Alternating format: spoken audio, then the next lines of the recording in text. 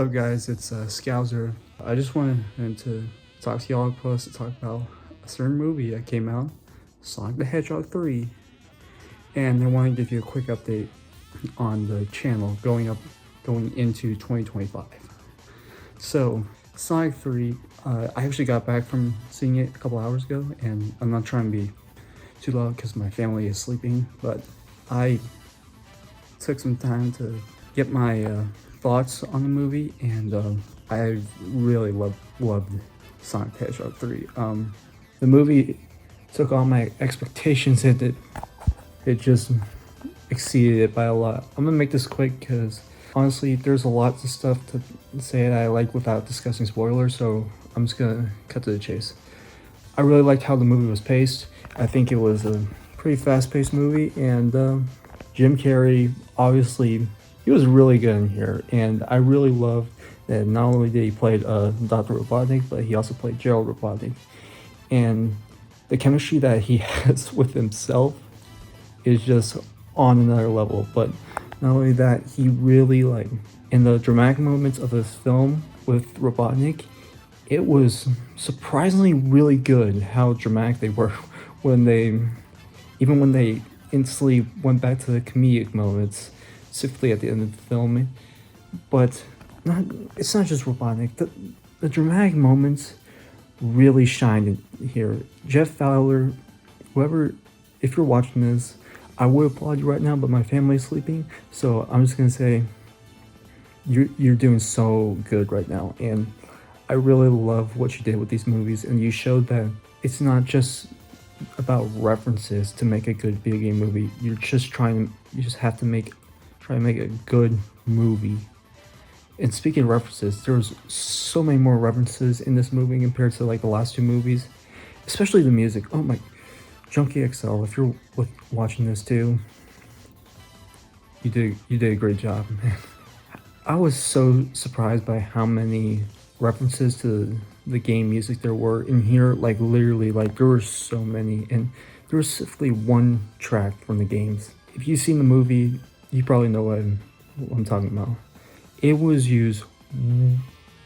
I was surprised by the fact that they actually used it, but what even surprised me more is how much they used this track throughout the movie. I mean, they used it in a ton from this movie. This movie, obviously, it took a lot from Sonic Adventure 2, and it shows. And the love and passion that was put into this project really shows. Keanu Reeves as Shadow was something that I thought was an amazing choice, but I didn't think it was going to happen. But it happened, and it really paid off. I was so blown away by Keanu Reeves, and he's just amazing, and I really loved his backstory, how they explained it. Obviously, they changed his origin a bit from Sonic Adventure 2, Shadow Game, bleh, and Sonic X Shadow Generations, but they did a good job. And Maria was good too. I really liked the actress who played Maria. I thought she did a really good job as well. Speaking of Maria, who's a human character, human characters in this movie, they were all great too. I'm not gonna lie, I always liked the human characters in these movies. I thought Tom, Maddie, they were good characters, and Wade was okay, except for the Knuckles show, which I liked Wade, but he annoyed me in the Knuckles show. Agent Stone was good, but instead of there being a stupid wedding plot, they don't do a whole lot in this movie. But when they actually do stuff in this movie, it actually is integral to the plot instead of just being at a wedding or something. And I think it get really paid off, and surprisingly this movie gets really, really, really, really intense as well. There were some moments that were near-death experiences. It was gonna be some R-rated shit that was gonna happen, but of course since it's PG, it wasn't gonna happen, but it really felt like it. And the stakes in this movie were out of this world, and that final act was absolutely amazing. If this is Jim Carrey's last movie, which it probably will, I really don't know. No spoilers, obviously, what happens to him, but if this is Jim Carrey's last movie, what a way to go out, because this is just an amazing movie, because not only do I think Sonic fans are going to kick out at this, but I think real actual moviegoers are going to like this as well, because Sonic, Sonic the Hedgehog 3 was just a great movie in general. It shows that I really hope this is a high bar for video game movies to come, because it shows that you don't need references to make a good video game movie. You have to actually try to be actually a good movie. I'm looking at you, Five Nights at Freddy's, and I'm looking at you, Mario. Mario movie isn't boring to me. I really like the Mario movie, but it didn't really try hard enough to be an actual good movie, and just catch some references. As important as that movie is, I love the Mario movie, but getting off topic, I just really like this movie, man. It's my favorite. It's my favorite movie in the Sonic movie franchise, and it's probably my favorite video game movie to date. And I think my only problem with the movie is that the first like 10 minutes after that, the opening sequence and title card, those 10 minutes, they were extremely rushed. Like there's like an emotional moment with Sonic and Tom. There was like this little thing with that Sonic's family is doing, and then when all of a sudden this helicopter comes in, it's like, Sonic, we need your help, and without no hesitation they just went, no explanation needed, they just went. And like it's like, say when like Sonic's family is doing something, you go like to use the restroom, and then you come back and you see that the movie's in a completely different setting entirely. It'll make you think like you missed an entire like chunk of the movie, and she really didn't. But other than the first 10 minutes being extremely rushed, I had an amazing time with this movie, and I'm really grateful that unlike Marvel right now, they give the people that are making Sonic movies are really passionate about what they're making, and they really care about what they're making, because that first trailer for the original Sonic movie, that original design, we could have never gotten what we got now if it weren't for the fact they listened to this. Which, by the way, I'm gonna be honest, I don't really condemn that type of stuff, because like there are certain fans on the internet who are just don't know what they're talking about. But in this, because I don't like the fact that we have power over certain artists, but for this case, we were definitely right. I mean, that first design looked awful. I'm really glad it paid off, and we got adaptation nonetheless of Sonic Adventure 2, and this was just an amazing experience. So I've said enough about this movie. I'm giving Sonic the Hedgehog 3 a 9 out of 10.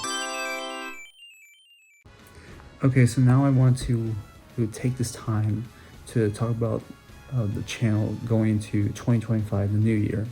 So starting off, this year I've been doing like weekly release trailers, because I didn't really have a whole lot to do, and I was in junior college, but now I started going to actual college, and it takes up a lot more time, and there's a lot more commitment to it. So yeah, so that's the reason for why there was like a bit of a slowdown for the channel and my trailers. But in 2024, my trailers, I won't lie, it felt like, even though like there was not a lot of expectations, my trailers felt, I kind of rushed towards the end of making my trailers, and I really liked how they come out. I really do. But I noticed with my Deadpool and Wolverine trailer in the Guardians of the Galaxy Volume 3 style, that I took my time on that trailer, and it really showed, like not in views, but in the quality of the trailer. Like, I mean, my sound design for that trailer was, I thought it was really good, and I really liked how that trailer turned out. And I feel like going to 2025, I'm now going to start taking my time on trailers, because there's so many trailers I want to make, but at the same time, I want to make them as best I can. And I do have a TV spot for Sonic 3 in the making, but I was planning on trying to get it finished and out before the movie was released, but there were other commitments that I had. And I had, not only that, I have a trailer for Transformers 1 in the making, which, by the way, amazing movie, great movie, go fucking watch it, and don't do any that pirate shit. Go pay to watch the movie, okay? There's not going to be as much like trailers going into 2025. So I'm still going to be making trailers, I'm still going to be making content for you guys, but you won't be seeing as much because going to 2025 and I'm helping out with editing a documentary about my school's football and basketball team. So yeah, as much as I love the amount of feedback and love from you guys, and 2024 was a big year for me, especially in the trailer editing community. I had some amazing members of the trailer editing community to welcome me into it, and they're amazing people, and I really hope y'all check out all their trailers and the stuff they do, because unfortunately creative work on YouTube is not really doing so well right now, or from at least what I've seen. I just have a lot of frustration towards YouTube. Its algorithm is just so annoying, and I think it's very frustrating to deal with because you don't truly know what people watch on YouTube anymore. It's not like TikTok algorithm where it's very easy for you to end up on someone's For You page. But for YouTube, you have to like make very specific content for it to go in people's recommended. By the way, I just also gotta point out we hit 2,000 subscribers, which thank y'all so much. Y'all are amazing, and I found out what I really want to do, and I'm really glad that all my hard work on this channel pays off, because my growth on this platform shows that hard work really does pay off, and never stop chasing your dreams. And that's my message to y'all. One time the great Stan Lee said, if you really had an idea and you think it's a really good idea, you should do it, unless if it's illegal. Don't do it if it's illegal. If you are passionate about something, most of the time it really is going to show that how passionate you are about something. Anyway, yeah, going into 2025, you're going to see more effort put into my trailers, but you're also going to see some content outside of this trailer that I helped work on, and I hope pays off, and I'm just really excited to go into 2025. Merry Christmas at the time of this recording. Happy holidays and Happy New Year's, everyone, in the future. It's been a great year. Thank y'all so much for helping me get here. 2,000 subscribers, amazing. Third video to hit 100k views, amazing. Y'all are the absolute best, and I hope that you look forward to my content coming into the new year, coming into 2025. Thank y'all so much for your support. Happy holidays, and I'll see y'all then.